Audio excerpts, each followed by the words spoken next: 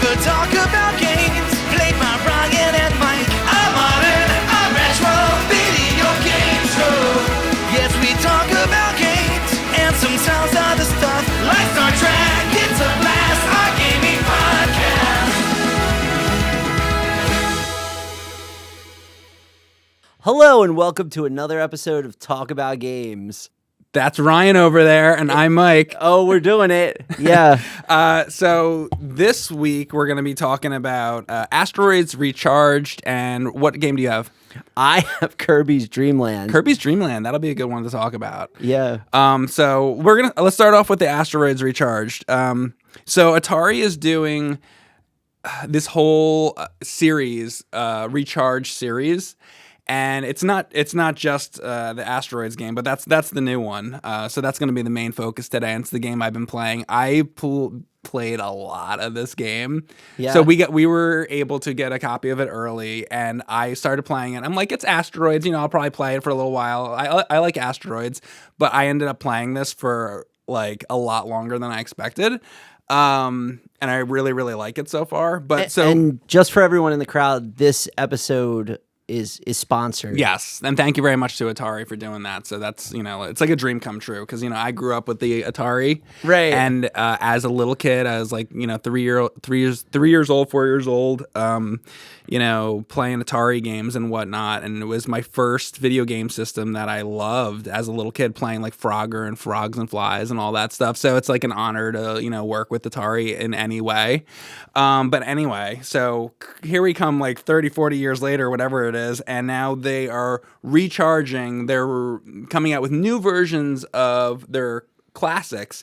Okay. Now, this isn't so much about the Atari 2600, though. This is more like their arcade games that they had in the 70s and the 80s. Okay. They're bringing those classic, iconic games back, like Centipede, Missile Command they had already done, and Black Widow they did, and now they're doing Asteroids, which is probably the biggest title, I guess. Or Centipede's a big title. I just want to mention, I kind of have a story. So my mom was friends with a woman. Yeah. And they would, when I was a kid, they took me over to their house because she was hanging out with her friend. Yeah. And she had a daughter, but they had a basement. And we lived in like a small, like twin house. Like we didn't have like a lot of money, but her friend was like big house and big basement. Yeah. And in this basement, they had a machine. They had a pinball machine. Yeah. Which was cool. Yeah. Which I like to play. But the other thing they had is they had Missile Command. That's sweet. And I remember playing Missile Command, like free play. Mm-hmm. Like I'd never seen an arcade machine that was ever on free play. Right. So they had the Rosenberger's milk crate. Yeah. And I needed the milk crate to stand on. Yeah. To get up to the Missile Command. And I remember playing it, and it was just crazy. And then I couldn't find it forever. Yeah. And then as like a teenager or something, I'm like, oh, that game is Missile Command. Yeah, you see it later. And it was crazy. So I remember those old Atari arcade machines. I mean, I can go on like lots of stories about it, playing arcades and stuff like that. But I had a friend that lived down the street, similar to your story, and first time I had seen a free play machine, he had Berserk, and I have no idea where they got it or anything. But I was like, wait, we don't have to like do the quarters, and and they had it open. It was like really cool to do that. But also, my dentist office, he back in the like late 80s, early 90s, I guess, he had a Asteroids machine, and I guess it was in the waiting room, so kids have something to do before you go get your teeth done or whatever. But so let's talk about this game though. So one thing I can say, so this is a high score game. Right. Now we are living in a generation where speed runs have become prevalent. Yeah. And one thing I want to say is, a lot of people might look at this game and be like, I'm not a high score kind of guy. There are things in this game, there's challenges and whatnot that are more like speedrun challenges. Right. So it's not all just like high score stuff. So they had to modernize it and give you more ways to play, because it's not just, how high of a score. People need objectives. It is mostly a high score thing, yes, but a lot of the challenges do other things. There's the main game, Yeah. which is just you're playing Asteroids and you're trying to get the high score and make it on top of the leaderboard. And then there's all these challenges, which we'll get into and talk about. But I want to talk about the main game first. So what makes... you think about Asteroids, it's the little triangle and it's spinning around and there's all the asteroids and everything. But it's like, what can you do to take that and make it different? Well, one thing they did is they added in lots of different weapons into this. So I'm gonna go through some of the weapons that they have. Okay. So I have notes for this. So they're spread now, like Contra. Wow. Rapid fire, which is basic enough. Rapid fire might be like the best thing you can get. You like rapid fire better than spread? Like, well, there's a couple different types. Well, there's a couple different. I'll tell you what my favorite weapons are in it. Okay. Bullet trail, which is like you shoot a bullet and it leaves like a trail behind it. Burst ×7. Now you just asked me about spread and like why don't I like spread the best? It's because the burst ×7 is like a better version of spread. Does it go behind you and everything? It's like. So spread shot in this is like three bullets. Oh, yeah. Burst ×7 is 7, so it's better. So it's like more spread. Yeah. Which is great. Yeah. There's side attacks, which is like it shoots forward like a T. and to the sides. It's like a T, yeah. Yeah. That's a great one. There's deflector shield, which is really good. It's just like shields, like the Enterprise, like shields up. Right. And that lasts for a little while. That's a really good one because the hardest thing about this game is that there are enemy UFOs and certain ones, like the little red UFOs, will shoot. Will shoot at you. I can't really quite tell if they're homing, but these UFOs that are in this game are very good shots, and that's what makes the game hard. So if you have the deflector shield, their bullets will bounce off of you. So deflector is a really good item to have. There's slowdown, where you can just slow down time. And it's interesting that there's a slowdown in this because this game was made by Atom Vision Studios, who also did a game called Ding Dong XL, which I played a lot of. It's basically like Pong with it's got a funny name, but it's basically a ball going from the bottom of the screen to the top of the screen, and you're avoiding different obstacles that are coming from like horizontally across, and you're trying to like get a high score. And when I played that game, I played it on mobile years ago. Right. And all you're doing, you're just going like this, and the ball goes from the top to the bottom, to the top to the bottom. But it sounds like a boring game, but it's like a really fucking fun game. And I would sit there and play it for hours, and you just sit there and do this. And a lot of times, Ryan and I will talk about mobile games. And what's our opinion usually of mobile games? What's our They're problem? not as good as console games or Not PC. as good. And a lot of times it's because pay to win and all that kind of stuff. But that game was a mobile game that I always...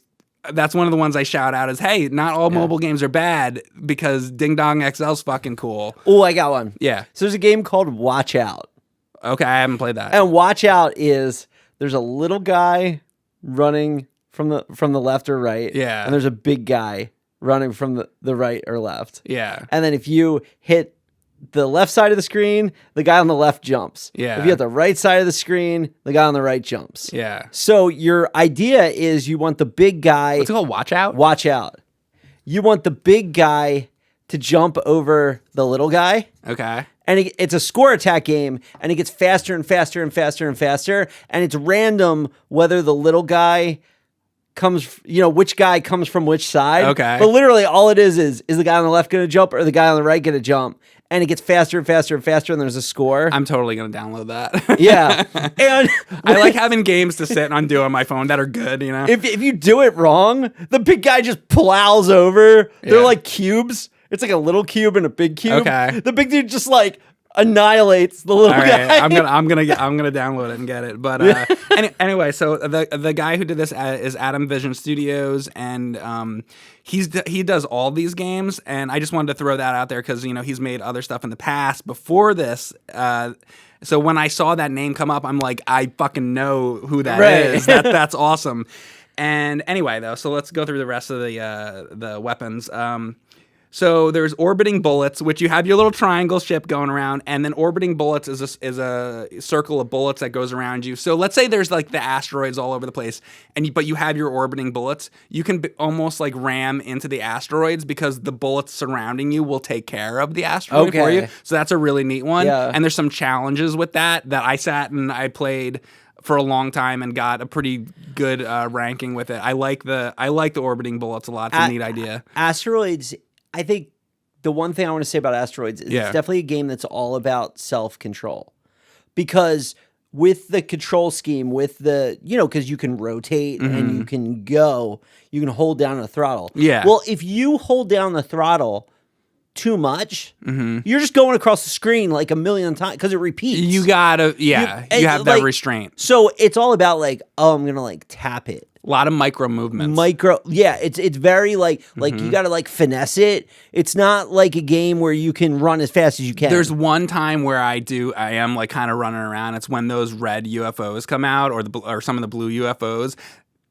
When they come out, they start shooting at you, and you got to get the fuck out of the way. But there is one other thing you can do. You have and I believe the original has it too. You have like an emergency button, which you can warp. So your ship will go from wherever you are to another random location, which can be good or it can screw you. You know what that sounds like to me? What's that, Mike?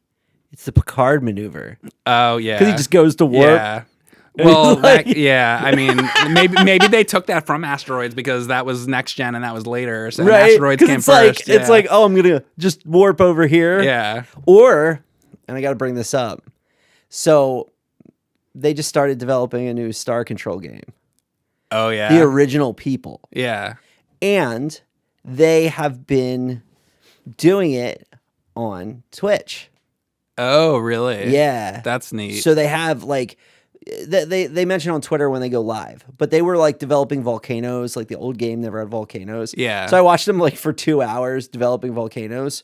But why Star Control is important is Star Control is an RPG where the battles are asteroids. Yeah, that's true. Right? Yeah. And it has the thrusters and there's even asteroids going around, but they don't damage you. But you can bounce off them and shoot them. Speaking of that, there's been so many games, that have come later that. I'm sorry. I have so many things I want to talk about. I'm like gonna get off track here, but so this game is vector based. The original is vector based. It's a vector game. And the style, here's what people are saying about these games, because I've seen like comments and whatever, and some people say for the Centipede one, they're like, this doesn't look like Centipede. Centipede's like a raster game. Yeah. So that argument maybe holds a little more water than this game, but they tried to make sort of a quasi-vector look to this to try to make it kind of look like a vector game because Asteroids is a vector game, and I think they did a pretty nice job with it. You know what? This is a game that would be great for. Get the best possible like QLED or OLED micro LED TV, like the TV with the highest possible contrast. That's actually a really good idea that you can get. Yeah, because it's the black background. Yeah, and the ship is like glowing. It's like the lines are. I should get an OLED monitor for my PC. Yeah, get like the most OLED thing you can get, especially if they keep releasing these. Right. Yeah, because then the lines will be so bright. Right. That let's go out and look at OLED monitors. Yeah, like, seriously. Like you won't be able to beat that. Right. Like that level of like. That's a good idea to make it even more. Yeah. Yeah. So, but what I wanted to mention though is we all remember the Vectrix. Yes. And I thought to myself, is there an Asteroids on Vectrix? But the game that came with the Vectrix, the pack-in game or whatever, was Mindstorm, which essentially is Asteroids. But they couldn't use the Asteroids name.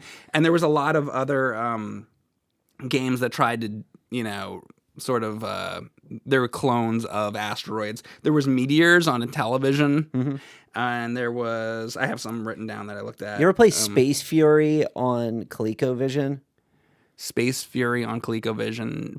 Yes, I own it. I don't remember it off the top of my head. So though. Space Fury is a lot like Asteroids. Yeah. But the ship, by the way, I haven't played this game since I was like 5. Yeah. So don't don't. Actually, that's not true. Right? Yeah. But like what I remember is your ship you have like physics controls, and there are like armors Yeah. that you fly into, and they make your ship bigger. Like imagine if like the wings are like this, and you fly into the wings. Okay. And then now you have like the tri-shot or whatever. I gotta hook up my Coleco again because Yeah. I had mine modded, but it's having problems. So I haven't done a Coleco stream in a while, but I definitely want to.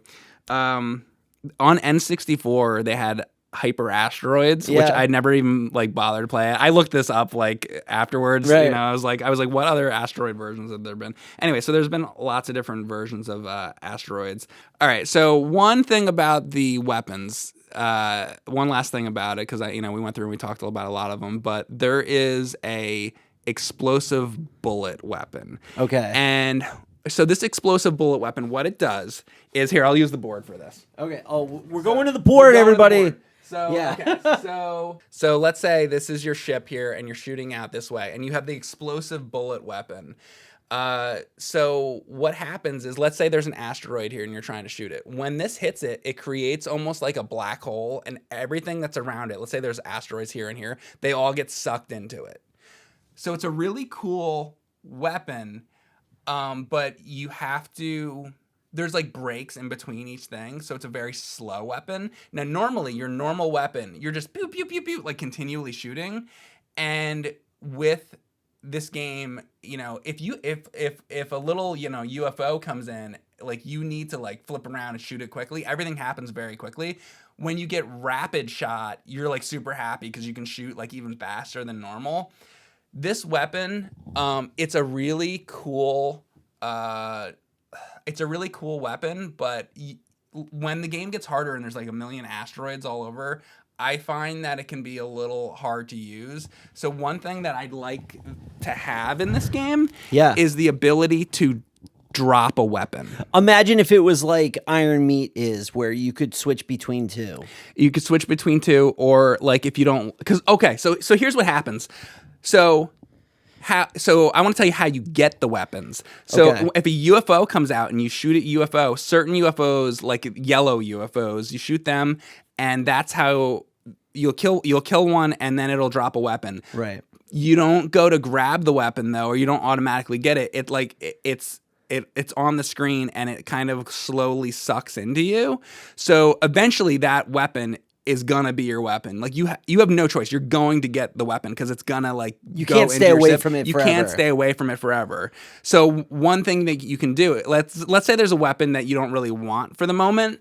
You can to go back to the screen for a second. If you're like, we're gonna go back to Yar's Revenge, bouncing between the top and the bottom, right? Is that what we're doing? Wow, you got that exactly. Yeah, well, I guess right. I don't even have to draw it now. I know about video games. So basically.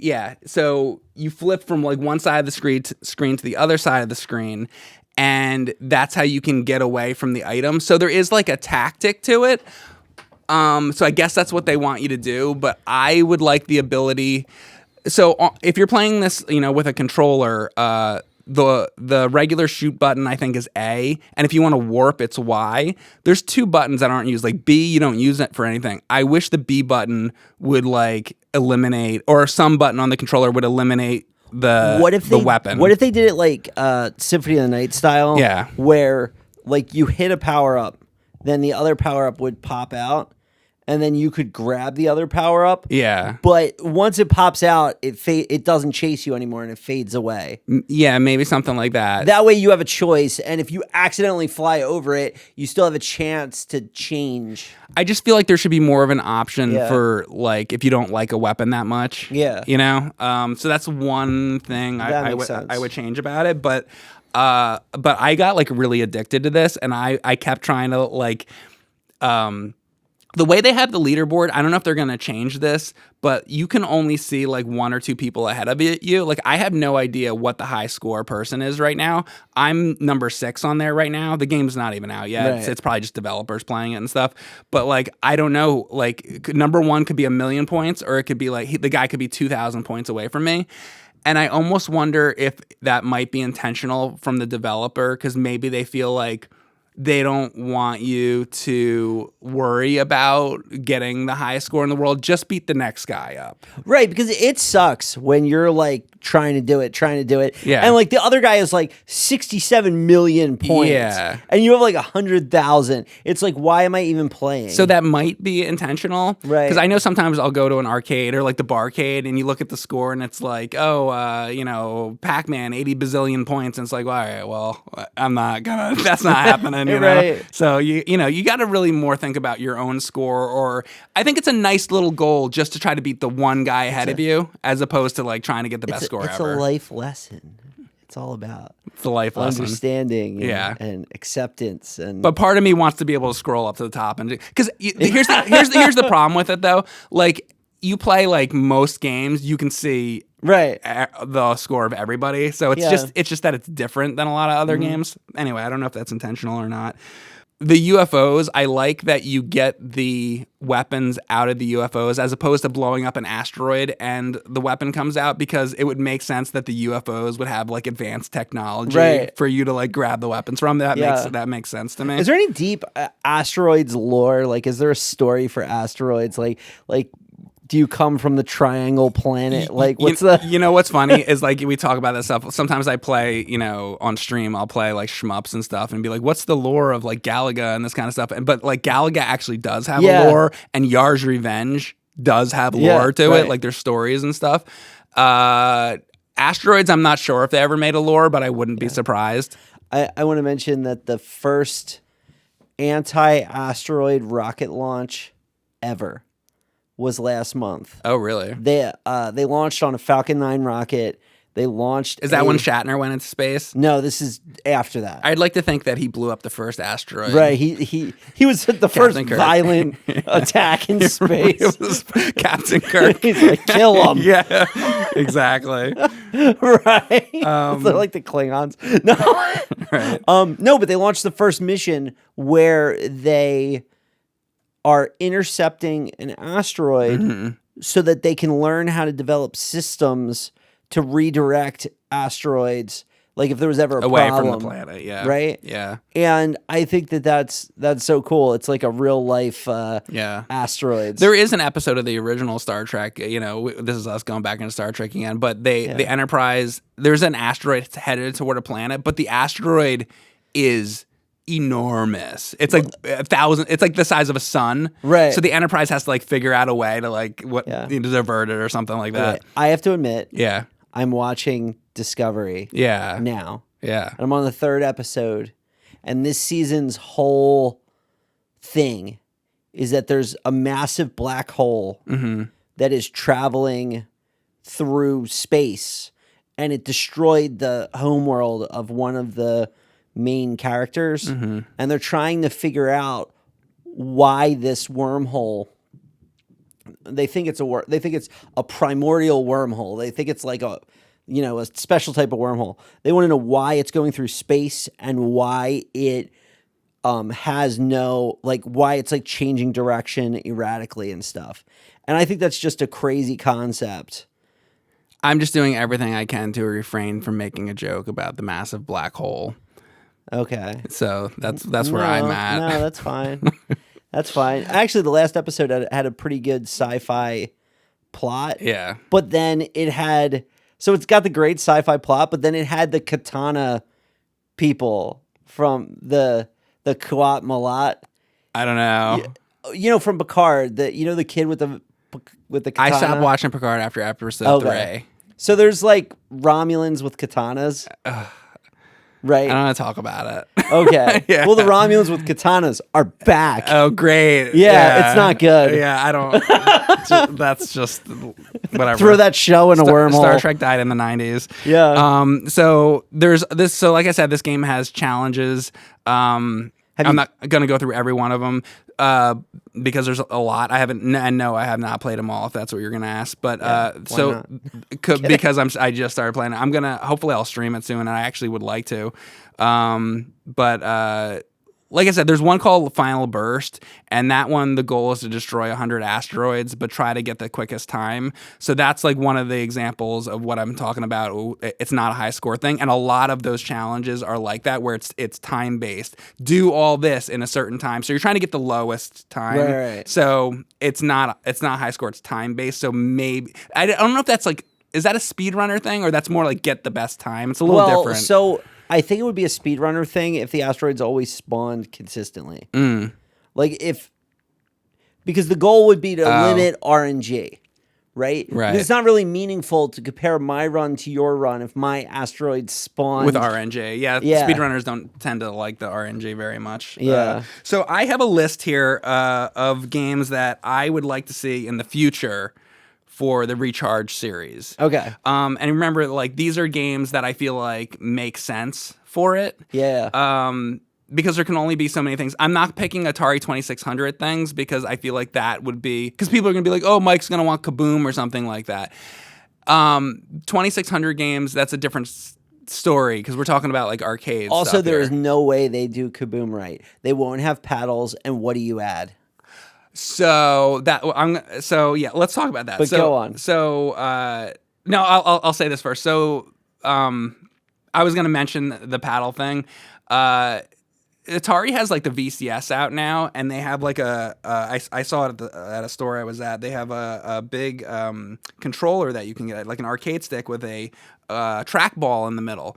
Now, when the Centipede game first came out, the Recharge Centipede game, it didn't have trackball support, but now it does. So if you play trackball, you can plug in like a USB trackball. It should work. So that's cool. But some of these games, that come out, like the Missile Command one, a bunch of these are going to use trackball. And the number one game that I probably would like to see them do for this Recharge series, I think would be cool, would be Marble Madness, because that was an Atari game. And I just love Marble Madness, and I would love to see them, just do like, what could Marble Madness be? Because we have like Monkey Ball now, and like all these other games like that. It's like, bring back Marble Madness. Like, not only would I like to see Marble Madness in the Recharge series, but I'd like to see like a Marble Madness also with like on like PS5 with like new graphics. I'd like to see both. So that's probably the biggest one I'd like to see. I'd like to see them do Yar's Revenge. Yeah. And I feel like they got to do Yar's Revenge, like, but not like the crappy Xbox 360 one. No, relation back to that. No, more like the style that they're doing now. Crystal Castles would be a cool one to do, and because Centipede works with the trackball, it'd be cool if at launch, if they did Crystal Castles, if that could work with the trackball, because that's a great trackball game. They could do Tempest, although Tempest I think has had a lot of spotlight because there's been versions of Tempest that have come out after. Like there was the Tempest on Jaguar, which is, if you're gonna play the Atari Jaguar, that's like the one game that's actually really good on it. Yeah. But they also did Tempest 4000 years back, so we've had like a lot of, which is good. So we've had a lot of Tempest games, so that's why that's lower on my list. I love Tempest, but I want to see some of these games that we don't get to see that often. So I have the arcade one-up with Asteroids, and one of the games that came with Asteroids, because it comes with a couple different games, was Lunar Lander. Yeah, that's on my list. Is that on your list? It is on my list, yeah. Because that would be cool to... Yeah, that would be a good one too, definitely. Yeah. Because it's really interesting to me to see like where they take, we've all played the original games, but then you see this and it's like, oh, what did they add to it? That's cool. Why play these again, And that's what makes these interesting. Yeah. I got a couple more. So Breakout. Oh, yeah. Would be cool. Gravatar. Warlords, which is a really fun like multiplayer game. That game's more fun, I feel, to play with like friends. Oh, and I definitely got to mention this. So this game is Asteroids, and these games are co-op, so you can play it with another person, you can play it with a friend. At the time of this recording, I have not done that yet, but I'm planning to do that as soon as I can. Pong would be cool for them to see, because somebody should remaster Pong and make Pong new. Right. It's like new Super Mario Brothers or something. Right. New Pong, right? But how could you do it but actually make it not like a joke? You know? And he almost kind of did that already with Ding Dong XL. It's almost like a cool version of Pong. There's nothing wrong with Pong, but like Skydiver is an obscure one, but that would be a cool one to see. And the last one I got for a wish, and this is a big wish because I don't think it's going to happen. They'd have to get the license, but Atari did the Star Wars arcade games, Right. And Empire Strikes Back. If they could license out with Star Wars and make that maybe be the last one they do or something, Yeah. that would be neat to see. Well, it happened. There's again, going back to the arcade one-ups, there's an arcade one-up of Star Wars. But it's not recharged. It's No. like what take that and then Right. like make it a Well, new you know, version of it. that's what I hate about these monolithic licenses. Yeah. Like, for the longest time, there's like Madden, and that's NFL football. And if you came up with the coolest NFL football idea, Yeah. well, screw you. Right. And for the longest time, Electronic Arts was like Star Wars. Yeah. And you couldn't get Star Wars anywhere else. So if anybody had any cool idea or whatever, it was locked down. Yeah. Right? So something like that, it's like now the contracts need to be different. So it's like, oh, well, if it's retro inspired, well, is that a different license than like the new one? Right. And there's a lot of nuance and legal crap. That's true. Yeah. Yeah. It's like Funko Pops. Why was Funko able to make all the stuff? Yeah. Because a Funko Pop's not a toy. It's different. Speaking of like nuance and legal stuff and all that stuff, I don't know exactly like what they have the rights to be able to do. Because I was looking at some other games. I was like Food Fight. And like some games that are like maybe Atari published them but didn't Right. develop them and stuff. Yeah. Like Food Fight, like I think they published it but didn't develop it and stuff. Like that would be a cool one to do, but I don't know if they can do it. Right. So there's a whole list of other games that I'm like not sure what they're actually able to do. But yeah, so separate from this, so they'll get through like all these games, whatever their list is, and they probably already decided. So this my wish list for it is probably doesn't matter because I'm sure they already figured out what they want to do. But later on at some point, because we're at the whatever anniversary of it is, there's always it's like Disneyland. They always have the next anniversary. You know, they're gonna have another anniversary for Atari and another anniversary. I'm not saying right now for this, but down the line, if Atari's planning to do something, I really want to see Atari bring back paddle games, because one of the games I mentioned on here was like Breakout. Right. You could play that with I guess trackball, but on the 2600 you play that with a paddle controller. Like I mentioned, Kaboom paddle controller, and there was a lot of these paddle games, and nobody's doing that. Some people are doing trackball stuff, but literally name who right now is making paddle games. Crickets, Yeah, right. Tumbleweed, but paddle games were really fun, and I think, like I just said, Atari made this big joystick that has a trackball in the middle. If they would come out with a brand new Atari paddle controller and then do some new paddle games, that would be a really cool thing, maybe for that VCS that they're doing right now, Right. or something like that. Because I think paddle games right now are dead, and it's a shame because that was a whole. When I used to play Atari games back then, I was like, oh, do you want to play like a joystick game or a paddle game? It's like one or the other. I never thought back then when I was like, a 5-year-old kid, that paddle games would just go away. It's like Right. weird. The And joystick won. the joystick won and D-pads won. Yeah. Right. So I don't know, bring it back. You're bringing back all these games and recharging them. Bring back paddles. Yeah. Yeah.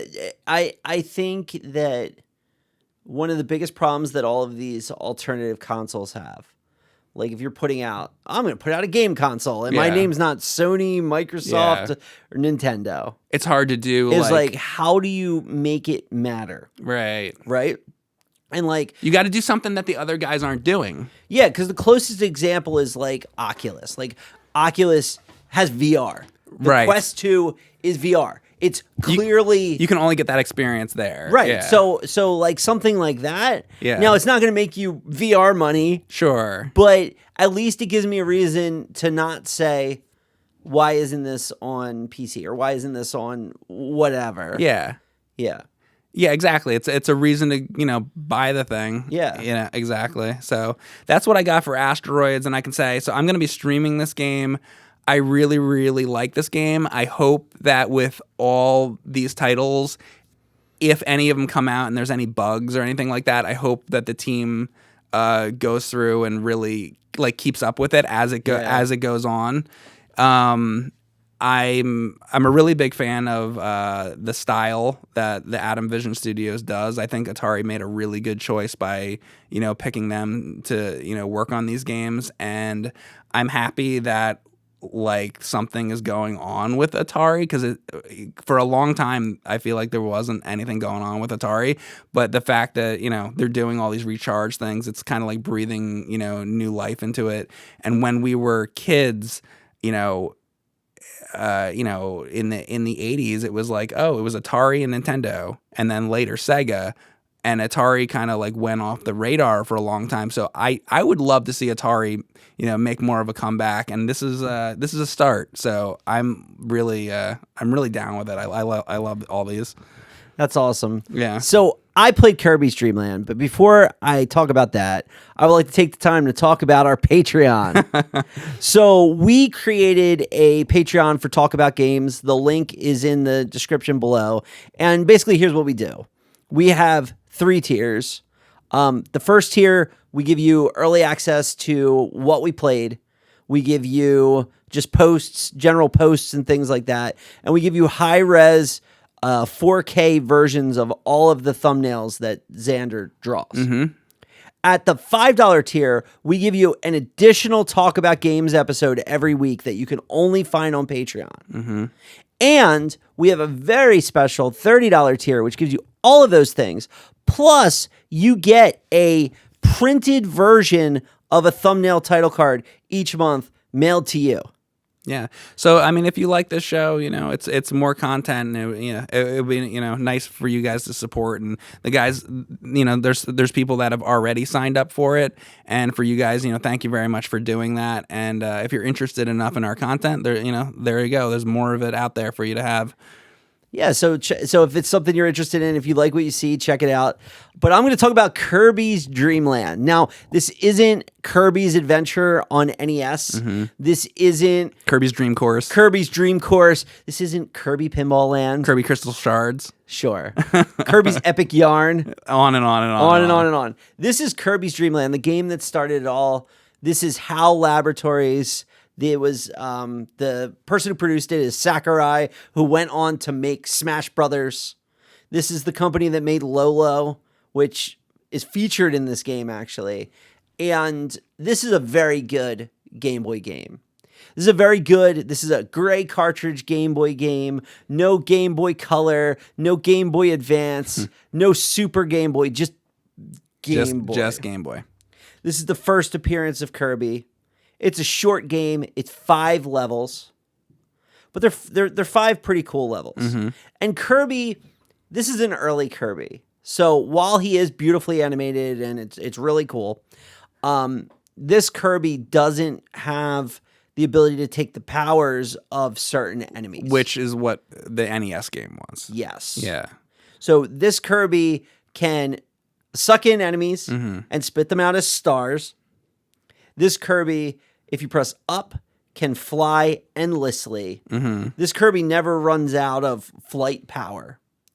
And when you fly up, Kirby sucks in air, so you could shoot out a wind attack, which can only hurt some enemies and not others. Right. Yes. So what happens with that I find with Kirby is a lot of the games are on the easier side. Yes. And sometimes I'm in the mood for an easier game. If I'm in a certain mood, I get into weird moods with games sometimes, as you know. And sometimes I'm like, I want to play Kirby. I don't care. Like, it's more chill. It's more of a chill game. But I believe you were telling me this game has a different mode. Oh yeah. So let's talk about that. So I didn't know about this before I played it, but I beat it. And after I beat it, do you beat it on regular? When you start the game up, okay, it says press start. So I press start. Okay. And then I beat it. Okay. And then after you beat it, you fight through the 4 stages. You get to a stage where you have to refight the 4 bosses again. You fight King DDD in a wrestling ring. Yeah. You get to the end, and then it does the credits, and you see extra game. And for extra game, it's like it's loop 2. Yes. Oh. So from the menu, you hold down up, select, and A, and then extra game pops up on the screen.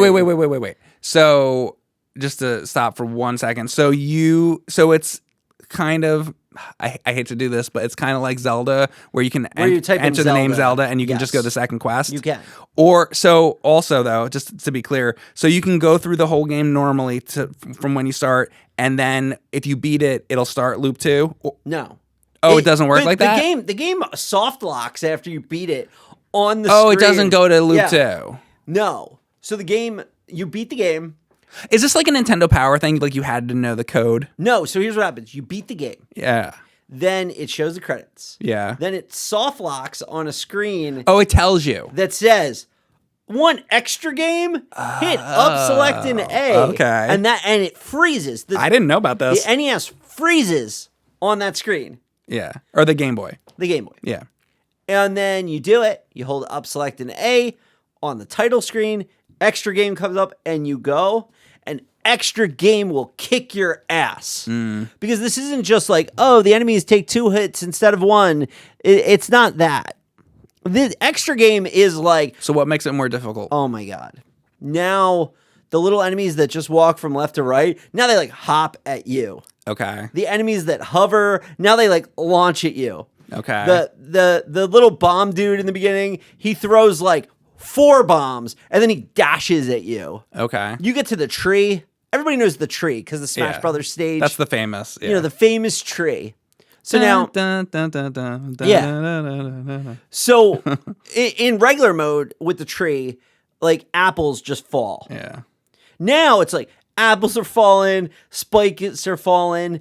More projectiles and The shit. projectiles he shoots normally he like breathes out too. Yeah. In this he's like all the way up the screen like that. So has this given a new breath of life Yeah. to the game for you? Oh my gosh. Kirby's Dream Land is brutally hard on the extra game mode. It's like a different game. Yeah. It's like, oh yeah, you think you're good at Kirby? Well, buckle up because this is extra game. You know? Yeah. And it's way harder. Did you also play this on that Pocket? So yeah, so I captured. So I played it first. I have the game, Yeah.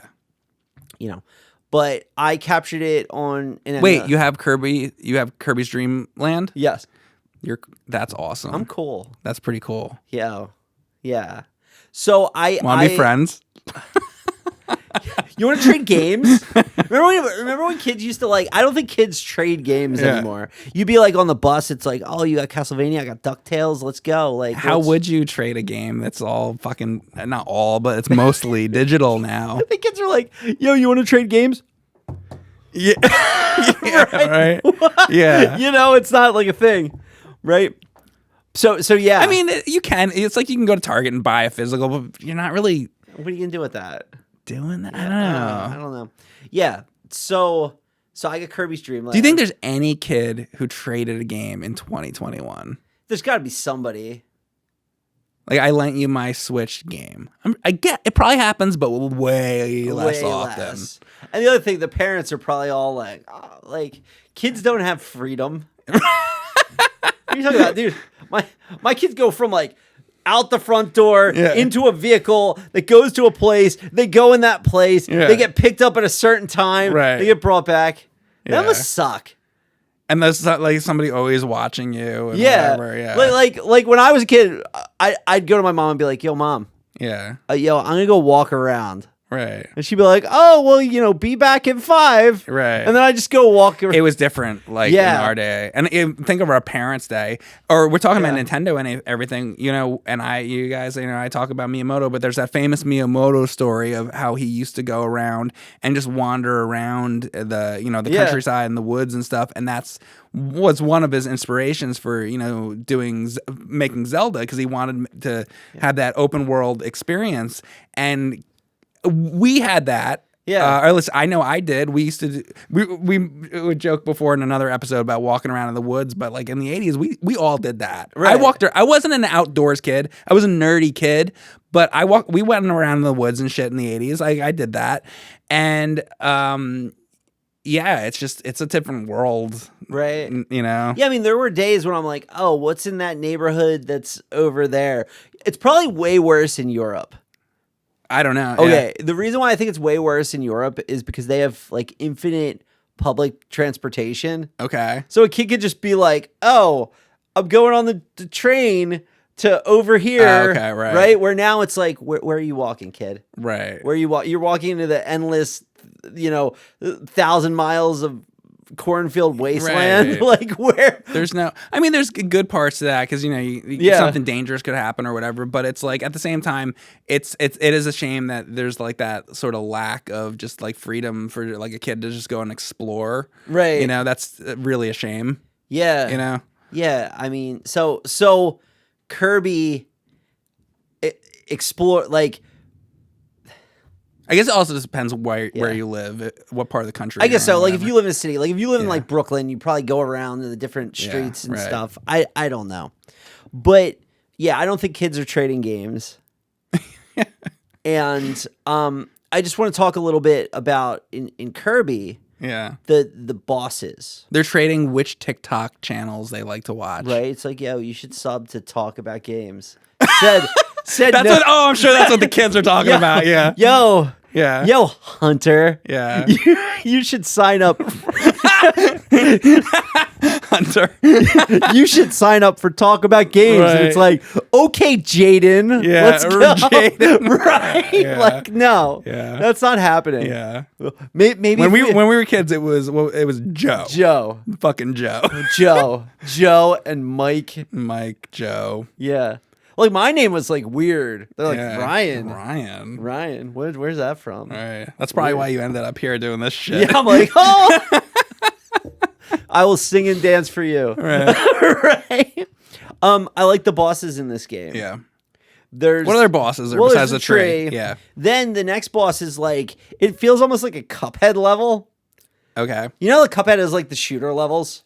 Yeah. There's one where it's like a cloud and it has a cannon and it switches from top to bottom. Oh, right. Okay, that's cool. Right? So that one's kind of cool. I need to play through this game on stream really badly. There is a boss where you fight Lolo and Lala. That's crazy. Like actual Lolo and Lala from... Why would Adventures of Kirby Lolo. be fighting them? Because the second level is Lolo's castle. That's so cool. Yeah. And they push blocks at you. Yeah. And when you fight them for the first time, like, it's open. Yeah. So you can like jump. And Lolo and Lala, they don't jump. They just go. Why don't they? Who has Lolo now? I would assume that Nintendo does. Why don't they make a new Lolo? There's no reason why. Like Lolo could be like a first run Nintendo. And I'm just saying, like, even regardless who owns it now, like whoever owns it, why don't they make a new one? Hey, right. Lolo people, make a new Lolo. Well, I can tell you why. If you look at the sales forecast on Dumpy and Bumpy, I can tell you why. Yeah. No, I don't know. I mean, people play puzzle games. I don't know, but they should make a new Lolo. Yeah. That would be super cool. Well, they can make it just for us. Then. Yeah. Then you fight this cloud eyeball. Yeah. You know what it looks like? There's like a Zelda boss that's like an eyeball that has things spinning around it. Yeah. Like when you in Link's Awakening, you get the teleporter. Like when you get halfway through the dungeon, you get the teleporter. Mm-hmm. And sometimes there's like the thing that bounces off the walls. You mean like the mirror? Or the little like spinny teleport thing. In Link's Awakening, when you beat the mid-boss. I thought you said Link to the Past. I'm sorry. Yeah. Yeah. You know the things that bounce off all the walls? Yes. It looks like that. Okay. So you fight him, and you fight King Dedede. Mm-hmm. And King Dedede, who's the boss of the whole game, has kind of a cool way you beat him because it's very cartoony. And I think that this is great. Like, if you think about cool things about Kirby, the first thing everybody thinks about is the music. The soundtrack's amazing. But the second thing is Kirby has very expressive animation. Mm-hmm. And King Dedede has very expressive animation too. That's cool. So expressive, in fact, that you beat him with his animation. How so? So when he swings his hammer, and it hits the ground, stars pop out. Oh, and you suck the stars. You suck the stars in. Yeah. And then in Smash Brothers when he does like the stamp attack, like the down B or whatever, where he like goes down. Yeah. He does that attack, and then 2 stars come out of the ground. Right. You have to suck those in. Yeah. So I did not get to King DDD on extra game, Okay. but I'd imagine that fight is like Insane. Yeah. I can't even imagine how hard it is because like the tree is brutal. This sounds like a challenge. I feel like I'm being challenged. Dude, you should on stream. I'll get to it. Yeah. I want to mention that. So while I captured half the footage from the emulated version, I just got the doc from Analog that we talked about in the How's this video. doc? Yeah. Yeah. So I got the doc, and that's why some of the footage you're seeing is like different color palettes and things like that. Right. Because I captured it with that. Okay. And the doc it's pretty cool experience. The fact that you could plug like any controller USB into it. Controller in and stuff. And, Okay. It's great. That it's like the doc. super duper Game Boy. Right. But I also got the Game Gear adapter, so I'm gonna try to play a Game Gear game soon. And I'd like to see you bring a Game Gear game to this show. Yeah. At some point. Yeah. The one that I would pick, which is always my standby, is Shinobi 3, the Shinobi game. Oh, I thought you were gonna say Woody Pop.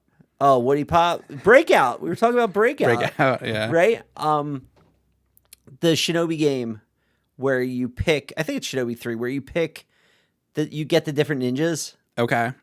You get like the red ninja, the pink ninja, all the different color ninjas. We should do that. Yeah. I think we streamed that. We might have. We've done so many videos. Yeah. I don't remember. Right? Like years ago. Yeah. But that's a really good one. Yeah. I like that one. That game is a acceptable difficulty. Yeah. Until you get to the last castle, and then it's brutal. Okay. Yeah. And that's a game that I would like to beat someday. So, well, I have a challenge here to, one day stream Kirby. Yeah. Do you think you could take on extra game? I would play through the regular game first, and then I would say, I don't know. Right. Yeah, because I haven't played it in such a long time, honestly. It's Yeah. brutal. Yeah. Okay. Well, I mean, I like that kind of shit. Yeah. So anyway, to wrap this up, I want to talk about just one more time about the asteroid stuff. So they did Missile Command. They did Black Widow. I didn't even mention Black Widow. Right. I've never played that. So Black Widow, it's a twin stick shooter. Wow. You're a spider going around. I think it came out around October time, and I was playing it. I played first of all, I played the original Black Widow game, and it was it's one that I really like that they did that because nobody talks about it. Right. And I used to do a show where I would talk about obscure gems and stuff like that. And I've always been a guy who likes to talk about like the obscure shit that people don't talk about, and sometimes talk about big titles. But the fact that they put that out, I feel like helps give this Atari Recharge series more legs. Right. Because some of these other games, like for example, like Quantum and Gravatar and Canyon Bomber and some of these ones that these games that people don't talk about as much, I hope that they do put out some of like the more obscure stuff, so that because Asteroids is a huge title, right? Centipede's a huge title, Yar's Revenge would be a big title, but some of these other ones people might not have heard of. So I hope that because they did Black Widow, that means they'll actually put out some of those more obscure ones. I'd be really interested in some of those because it puts a spotlight on like games that nobody ever talks about. Exactly. Yeah. That would be cool. Yeah. So check out the Atari Recharge series. Check out Kirby's Adventure, and most importantly, check out our Patreon because that's how we get fucking paid. Oh my gosh.